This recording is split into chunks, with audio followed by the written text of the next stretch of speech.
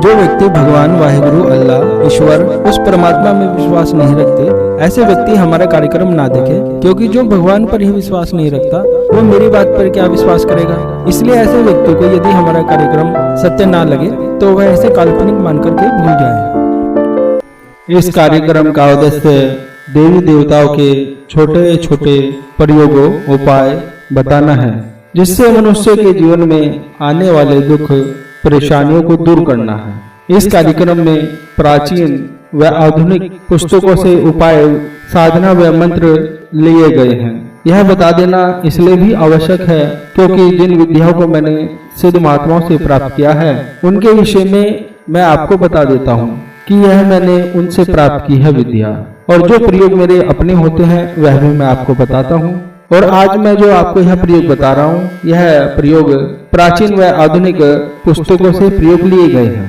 और यदि आप देवी देवताओं की सिद्धि प्राप्त कर उनके साक्षात्कार करना चाहते हैं तो आपको हमारी सिद्धि प्राप्त करने वाली जो साधनाएं हमने बताई हैं वह वाली वीडियो को देखना चाहिए, क्योंकि यहाँ पर मैं आपको जो मंत्र प्रयोग उपाय बता रहा हूँ वह सामान्य है, प्रथम श्रेणी के उपाय हैं। इन उपाय को कोई भी व्यक्ति कर सकता है। और सबसे जरूरी बात आपको यह भी ध्यान रखना चाहिए, यदि कोई व्यक्ति बीमार है तो उसकी बीमारी के लिए आपको डॉक्टर से चिकित्सा अवश्य करानी चाहिए, क्योंकि जो रोग जो बीमारी डॉक्टर अपनी दवाई से ठीक कर देगा उसके लिए साधनाएं उपाय प्रयोग करने की कोई आवश्यकता नहीं होती।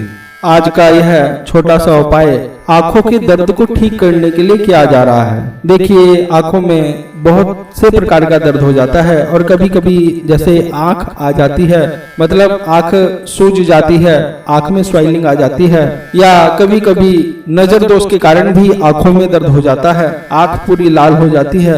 अलग अलग कारणों से आंखों में दर्द हो जाता है। तो चाहे किसी भी कारण से दर्द क्यों ना हो रहा हो, लेकिन वह कारण बहुत ज्यादा गंभीर नहीं होना चाहिए, क्योंकि यह जो प्रयोग आपको बताए जा रहे हैं यह सामान्य प्रयोग हैं और इनकी शक्ति की एक सीमा होती है, मतलब बहुत ज्यादा शक्तिशाली यह प्रयोग नहीं होते हैं। तो इसलिए यदि किसी व्यक्ति की आंखों में दर्द हो रहा है तो इस मंत्र के माध्यम से आंखों का दर्द ठीक किया जा सकता है।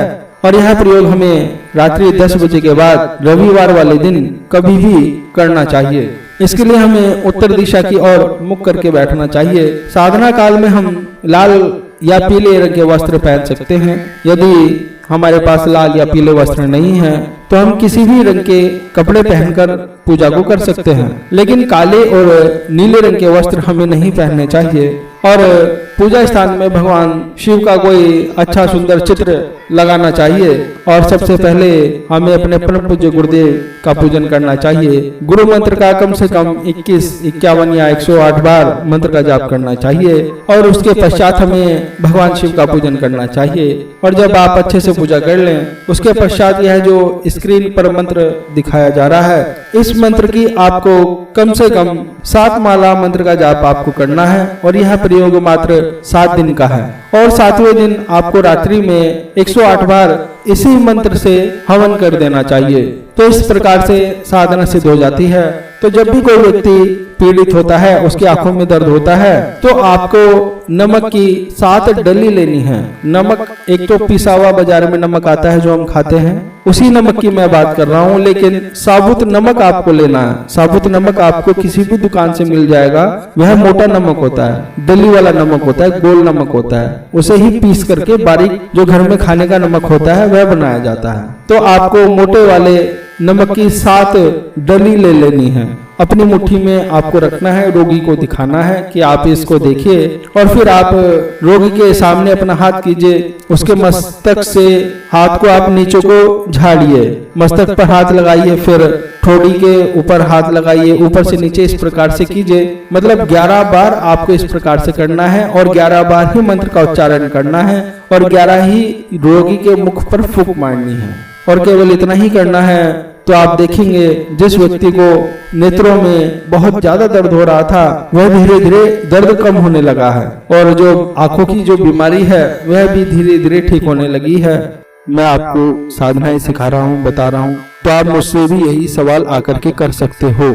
कि क्या आप हमें कोई छोटा मोटा चमत्कारिक अनुभव करा सकते हो, लेकिन आप यह ध्यान रखना, जो भी व्यक्ति मुझसे आकर के यह बोलता है कि क्या आपके पास में शक्ति है या कुछ इस प्रकार का, तो मैं तो सबको एक ही बात कहता हूँ कि मैंने अपने जीवन में कोई शक्ति प्राप्त नहीं की, सिद्धि नहीं प्राप्त की। ना ही मेरे पास में कोई अलौकिक शक्ति है, ना ही मैं कोई गुरुजी, बाबा जी या बहुत बड़ा ज्योतिष आचार्य हूँ। मैं तो एक आप ही की तरह एक सामान्य व्यक्ति हूँ, आप ही की तरह। लेकिन आप मेरे पास में आए हो तो हम मिल करके भगवान की पूजा उपासना करेंगे।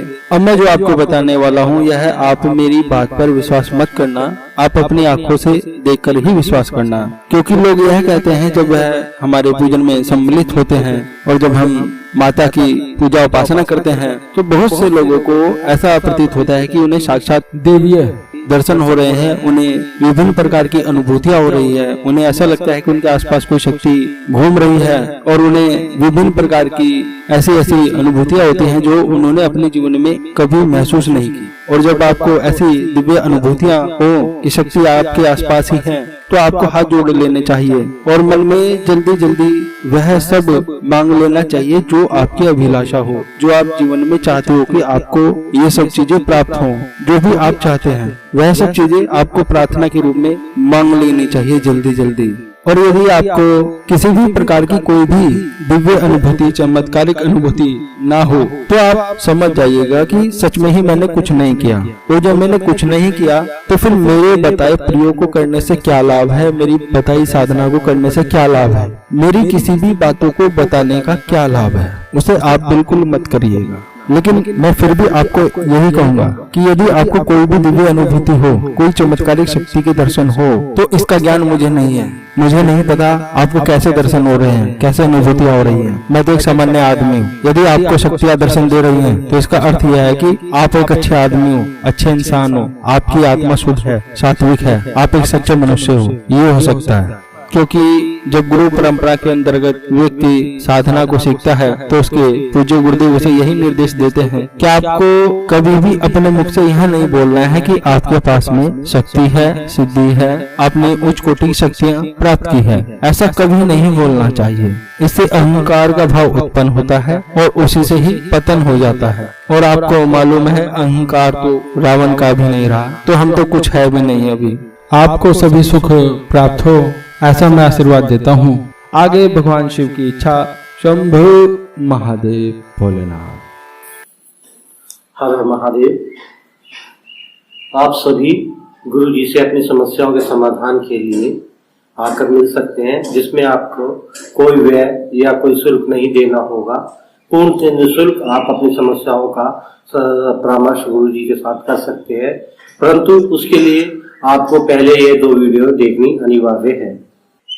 प्रथम वीडियो है गुरु जी करेंगे काट भूत प्रेत काले जादू टोने की। द्वितीय वीडियो है इसे जलाओ तो सभी देवी देवता होंगे खुश, भागेंगे भूत प्रेत जादू टोना।